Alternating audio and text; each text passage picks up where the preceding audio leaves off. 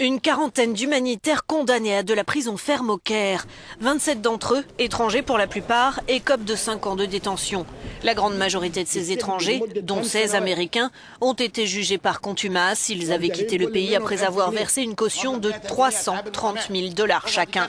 La justice leur reproche d'avoir dirigé des ONG non agréées qui auraient reçu des fonds illégaux. Ces organisations ont entraîné des cadres dans certaines élections. Ça a entravé le travail des organisations dans la société civile. Cette affaire a refroidi les relations entre Washington et le Caire, qui reçoit plus d'1 milliard de dollars d'aide militaire américaine par an. Une affaire politique donc pour la défense.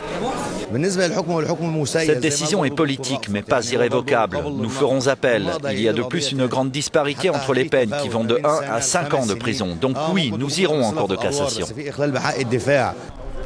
Le Caire reproche notamment à Washington d'avoir puisé dans l'aide militaire qui lui est attribuée pour financer ses ONG. Notre correspondant sur place. La communauté internationale s'inquiète pour l'avenir des libertés individuelles en Égypte. Cette condamnation coïncide avec le début des discussions parlementaires concernant un projet de loi régulant la société civile. Un texte vu par certaines ONG comme un moyen de contrôle administratif supplémentaire sur les gérants du travail civil.